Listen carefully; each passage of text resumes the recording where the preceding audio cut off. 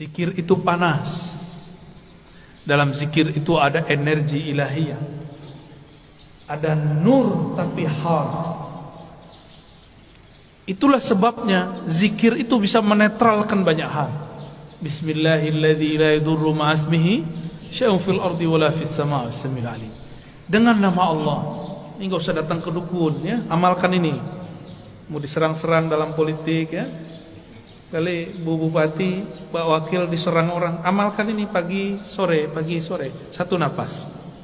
Bismillahilladzi la yadurru ma'asmihi syai'un fil ardi wala fis sama' wa huwas sami'ul 'alim. Ini langsung turun dari langit. Ini lafaz ini langsung turun dari langit. Diajarkan Rasulullah SAW kepada sahabat. Diriwayatkan oleh Imam Abu Dawud dengan nama Allah. Bismillah. Allazi, yang mana la yadurru ma'asmihi, tidak ada yang akan merusak, mengganggu siapa yang bersama namanya. Ini maksudnya apa? Gak ada yang ganggu, baik dari langit ataupun dari bumi. Namanya Allah, Allah titipkan semuanya ke dalam qalbu Rasulullah sallallahu alaihi wasallam. Maka orang yang datang kepada Allah lewat pancaran qalbu Rasulullah, dia langsung diterima. Kalau saya masuk kantor Bu Bupati, bawa surat sakti dari Bu Bupati, diterima nggak? Diterima. Tapi kalau bawa proposal, nggak ada janjian, ditolak nggak? Ditolak.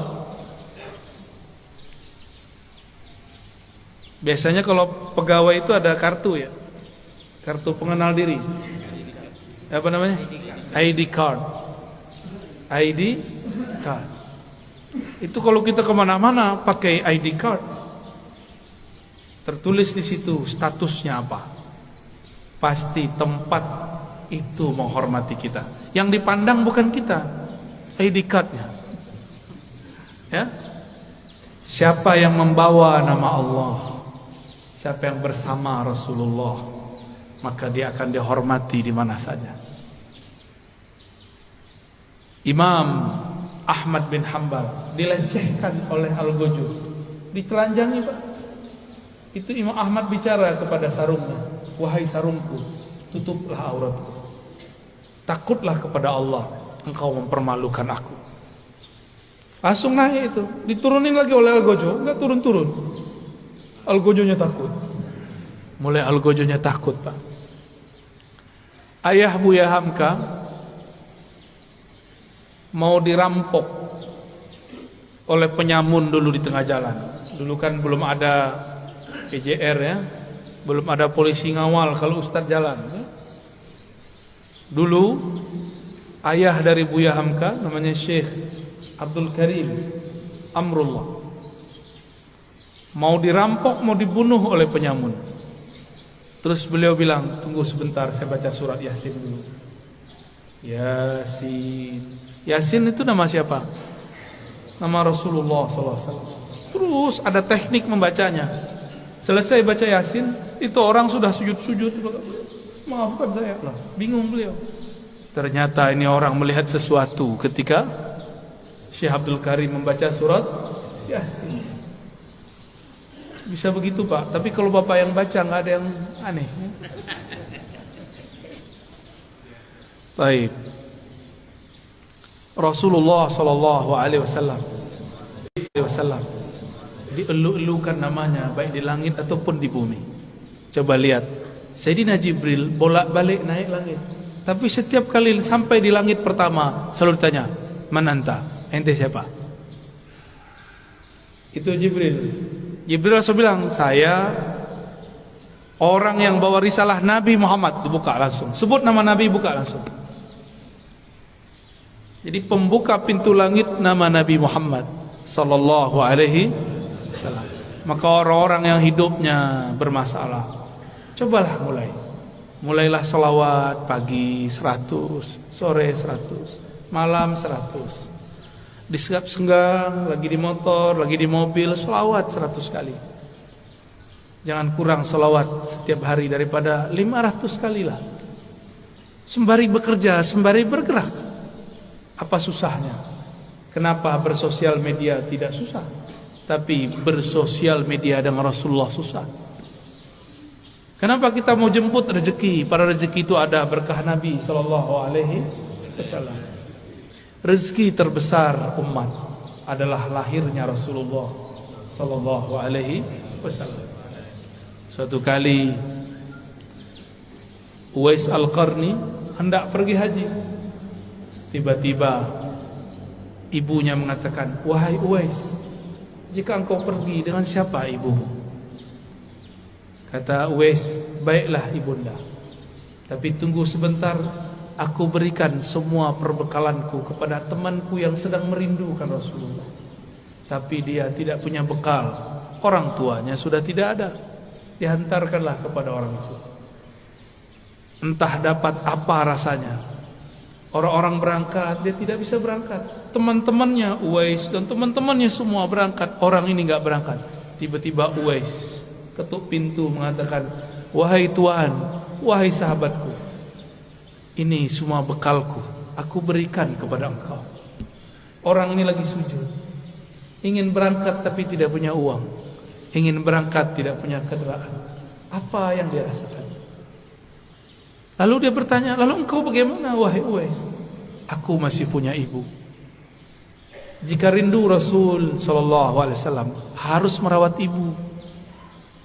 Orang yang rindu Rasulullah tidak hormat kepada ayah ibunya, batal cintanya. Orang cium tangan guru tapi tidak cium tangan ayah ibunya, batal cium tangannya. Orang yang ziarah ke ulama tapi tidak ziarah ke ayah ibunya, batal cintanya kepada ulama."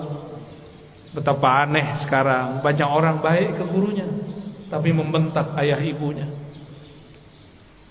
Aneh.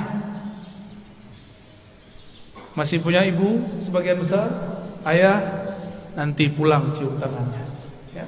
Baca sholawat ketika mencium tangannya. Semoga Allah ridha melalui ibu kita. Dan pasti ridha. Ridha Allah itulah kunci dalam tangan ibu. Kenapa disebut ibu dan ayah itu kunci ridha Allah? Ridha Allah fi ridhal walidain. Karena merekalah kita ada secara fisik, secara ruhani kita ada karena ruhaniah Rasulullah. Maka Rasulullah Nur Muhammad, ruhnya disebut Ahmad, disebut Ummul Arwah, induknya semua ruh. Muhammad, nurnya disebut Abul Arwah, bapaknya semua ruh. Ini cuma istilah bahwa segala satu bersumber darinya. Inilah yang sering kita katakan ketika Allah menciptakan alam semesta. Apa yang Allah lakukan pada alam? Allah menciptakan alam ini supaya alam ini sempurna dengan menyembahnya. Allah tetap sempurna tanpa disembah alam. Allah ciptakan alam supaya alam itu sempurna dengan menyembahnya. Disebut dalam Quran liya'budun, untuk menyembahku.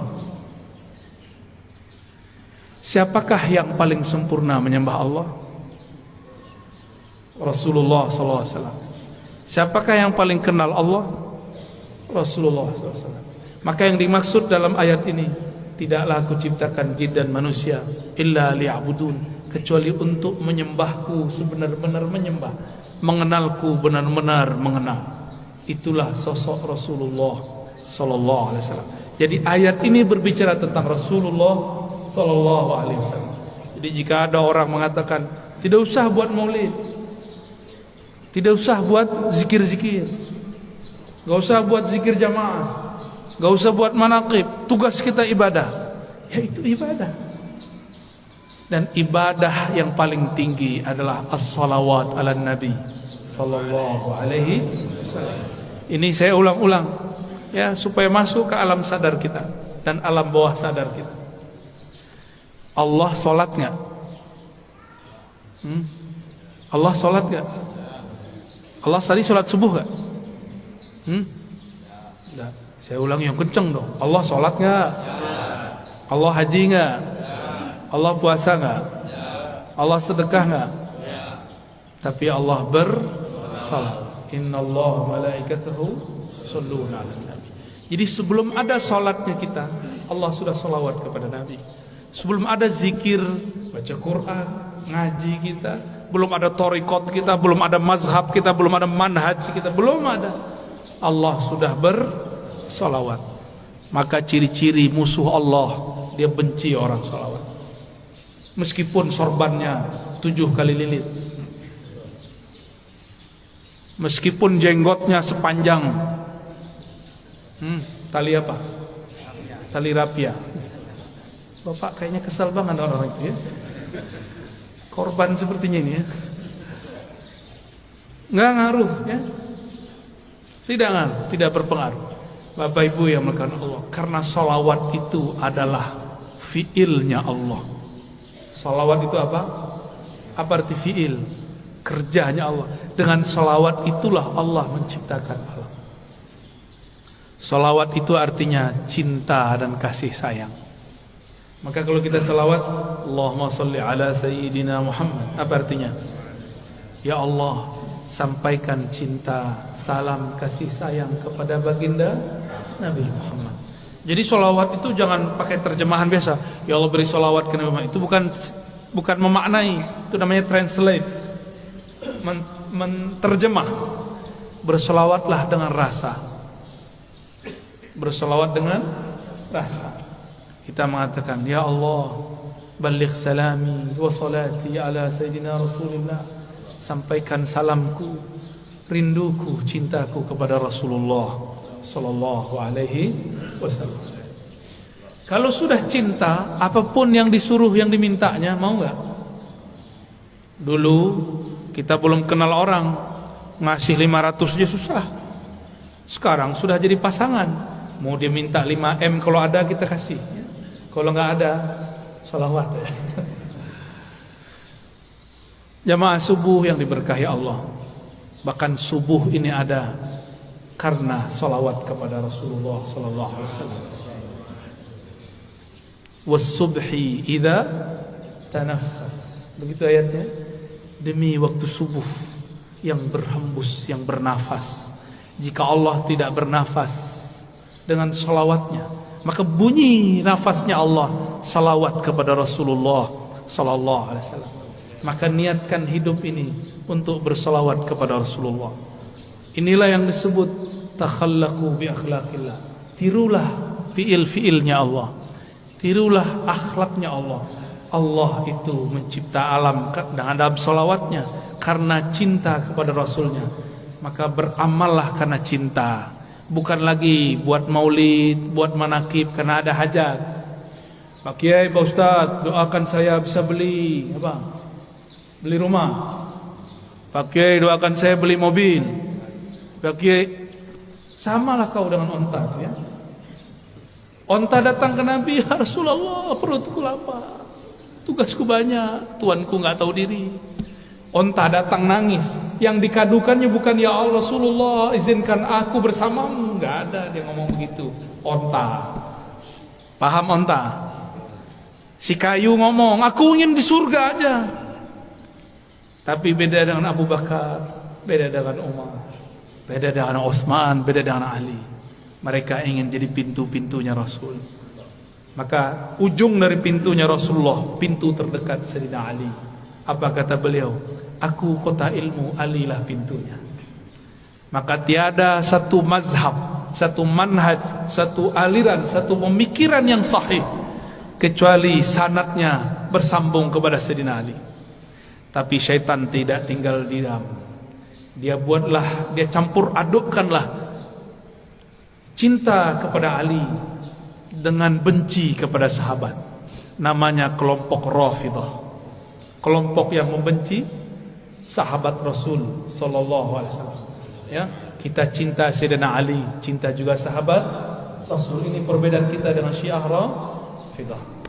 Mari berguru kepada orang bersanad, nanti bersambung kepada Sayyidina Ali. Lebih kurang itu pengantar rindu yang dapat saya sampaikan.